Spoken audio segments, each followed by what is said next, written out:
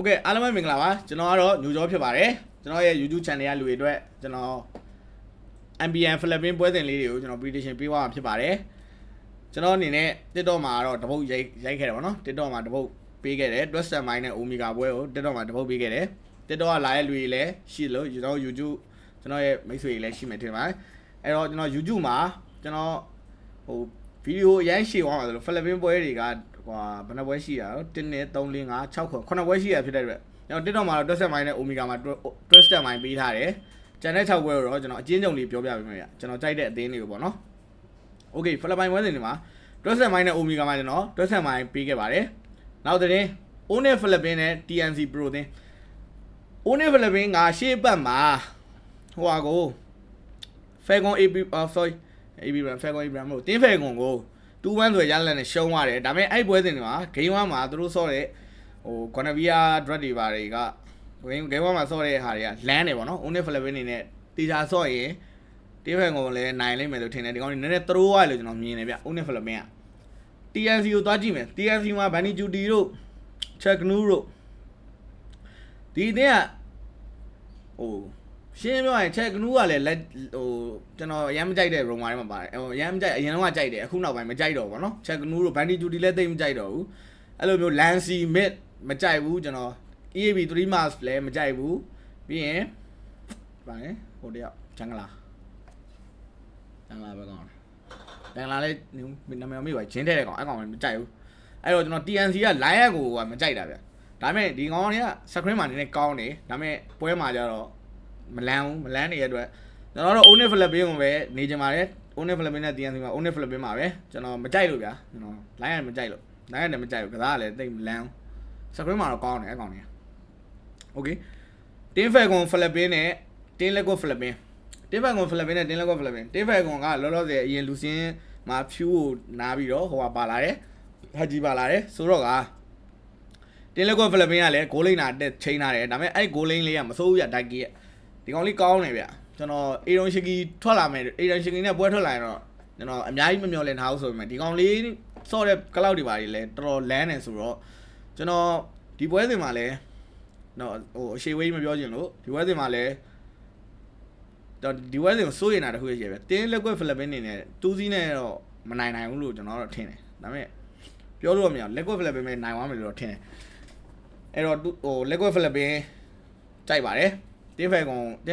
ရေကောင်းတော့ကောင်းတယ်ဒါပေမဲ့ Lego Philippines ပဲကြိုက်တယ်လောဆယ်သူတို့ goal line အသက်ကလေးနဲ့ကစားနေတာလမ်းတဲ့အတွက်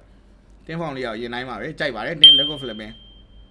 Okay နောက်သတင်းအနေနဲ့ Omega နဲ့ TNC ပြလာပြီရှေ့ဘက်မှာနှစ်သင်းလုံးကရှုံးထားတဲ့အသင်းတွေကျွန်တော်ခုနပြောခဲ့တဲ့အတိုင်းပဲ TNC ရဲ့ line ကိုကျွန်တော်တိတ်မကြိုက်ပါဘူး TNC ရဲ့ line ကိုမကြိုက်ဘူးဆိုတော့ Omega ကိုကြိုက်လာဆိုတော့နည်းနည်းဗျ Omega တော့နည်းနည်းကြိုက်တယ်သူတို့ရဲ့ objective game play တွေကကောင်းတယ်အဲ့တော့object game လေးတွေကောင်းတဲ့အတွက် TNC နဲ့ Omega တွေ့ဆုံတဲ့ပွဲမှာကျွန်တော်ကတော့ Omega ကိုနေကျင်တယ်ဗျကျွန်တော် TNC ကိုမယုံကြည်ပါဘူး Omega ကိုနေကျင်ပါတယ် Omega အနေနဲ့မရှုံးဘူးဗျမရှုံးဘူးဆိုတာနှစ်ပွဲ2စီးလည်းမပြတ်နိုင်ဘူး Omega TNC က Omega 2စီးနဲ့မြိုင်းနေတာဒါပေမဲ့ Omega တော့နိုင်သွားမယ်လို့ကျွန်တော်ကတော့ထင်တယ်အဲ့တော့ကျွန်တော် Omega လေးကြိုက်ပါတယ်ဒါတော့အနေနဲ့တပွဲကာပြီးနေကျင်နေပေါ့ Omega တပွဲကာပြီးနေကျင်နေပေါ့ဒီပွဲကိုစိုးရိမ်နေဆိုရင်ကျွန်တော် Omega ကြိုက်ပါတယ်Okay နောက်သတင်းအနေနဲ့ Twisted Mind နဲ့ Aurora Philippines Aurora Gaming Philippines M7 World Champion ရဲ့ game လေးတွေကိုတော့ Lego Philippines မှာတွေ့ခဲ့ပြီးထင်တယ် Lego Philippines အနေနဲ့တီးခံထားရတယ်ဆိုတော့ Aurora ပေါ့ Aurora ဟိုအောင်ရှုံးတာ Lego Philippines ရှုံးတာ sorry ရှုံးတာတယ်ဒါပေမဲ့သူတို့အဲ့ပွဲစဉ်တွေမှာလည်းကောင်းတယ်နောက်ထပ်ပွဲစဉ်တွေမှာလည်းကောင်းတယ်ဆိုတော့ Aurora Twisted Mind ကိုခုန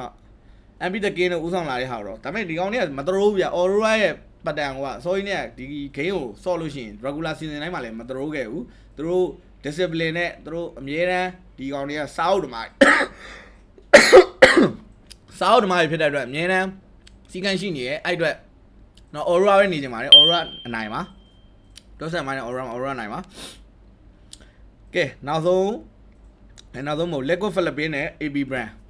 ရဲ့ team ဖောင်လေးကလက်ရှိမှာကျွန်တော်ကြိုက်နေရဗျLego Philippines နဲ့ AB brand မှာကျွန်တော် AB brand တင်းဖောင်လေးကိုကြိုက်နေရယ် AB brand အနေနဲ့ရှေ့ပွဲမှာလည်းနိုင်ပွဲယူထားတယ်သူတို့တွေ့ရတဲ့အသင်းကလည်း Lego Philippines ဖြစ်နေဗျ28ရက်မှာ Lego Philippines ကတင်းဖက်ကွန်နဲ့ဆော့မယ်ကျွန်တော်အဲ့ပွဲမှာ Lego Philippines နိုင်ကြိုက်ခဲ့တယ်လို့ပြောတယ် အဲ့ပွဲရဲ့ height အချိန်နဲ့ AB brand နဲ့ဆော့မှာဗျဒါပေမဲ့ကျွန်တော်ဒီပွဲစဉ်ကိုတော့ brother တို့ဖြစ်နိုင်ရှောင်နေနေဗျကျွန်တော် AB brand ကြိုက်နေလို့ဟို AB brand ကြိုက်နေလို့ရှောင်နေနေဗျတကယ်လို့ကိုကမရှောင်နိုင်ဘူး okay မရှောင်နိုင်ဘူးဆိုရင် AB brand တပွဲကပြီးနေပါ Lego Philippines နဲ့ AB brand မှာကျွန်တော် AB brand ကြိုက်ပါတယ်တပွဲကပြီးနေပါဖြစ်နိုင်ရှောင်လိုက်ပါနော်ကဲ Aurora Gaming Philippines နဲ့ Team Falcon Philippines ကဲနောက်ဆုံးပွဲဒီအပတ်ရဲ့နောက်ဆုံးပွဲစဉ်ကတော့နည်းနည်းတော့ကျန်းတယ် Aurora Gaming Philippines နဲ့ Team Falcon Philippines တွေးဆုံတဲ့ပွဲကတော့ဟိုနောက်ဆုံးပွဲအပိတ်လဲလောက်ထားတဲ့အတွက်တော်တော်ကြီးကိုလမ်းပါ Aurora ကလည်းတော့တဲ့ World Champion M7 World Champion ပြီးတော့ Team Falcon ကလည်းဒီ Haji ဝင်ရောက်လာပြီးတဲ့နောက်မှာသူတို့ဟိုတနေ့ကကစားနေရတော့တော်တော်လမ်းတယ် Team Falcon ကဟို flat တို့ပါ flat DC တို့ပါလည်းလက်သက်မိကြတယ်ဟို ကိုက် DC ကလည်းရုံးနေတော့မယ်ဆိုတော့ကျွန်တော်ကတော့ဒီပွဲစဉ်မှာနည်းနည်း Aurora လည်းမတရိုးဆိုတော့ဒီပွဲစဉ်တွေက drop in နဲ့ပဲဆိုင်သွားမယ်ဗျ drop in နဲ့ပဲဆိုင်မယ်ဆိုတော့စာအုပ်အတင်း Aurora စာအုပ်အတင်းအဲ့တော့ကျွန်တော် Aurora ပဲထက်ကြိုက်ပါတယ် Aurora ဘာလို့လဲဆိုတော့မတရိုးဗျအဓိကသူ့ကိုယုံကြည်ရတဲ့အကြောင်းရင်းဒီကောင်တွေကတရိုးတာမရှိဘူးရှုံးရင်တကယ်ရှုံးတာအဲ့လိုမျိုးအဲ့တော့ Aurora ပဲကြိုက်ပါတယ် Aurora နဲ့ Team Falcon Philippines မှာ Aurora Gaming မှာ okay ကျွန်တော်ရွေးချယ်ပေးခဲ့တဲ့ပွဲစဉ်တွေတိုင်းနေတတ်မယ်လို့ညွှန်လင့်ပါတယ်ကျွန်တော်မနေ့ဖြန်မှာ Indo ပွဲစဉ်တွေနဲ့တူပြန်လာခဲ့ပါမယ်မနေ့ဖြန် Indo ပွဲစဉ်တွေအကြောင်းပြောမှာပဲ okay ဒီနေ့တော့ဒီလောက်ပါပဲလာရောက်ကြည့်ရှုပေးတဲ့တယောက်ချင်းတိုင်းကျေးဇူးတင်ပါတယ်ကျွန်တော်ရဲ့နောက်ဗီဒီယိုမှာပြန်လည်ဆုံတွေ့ပါမယ်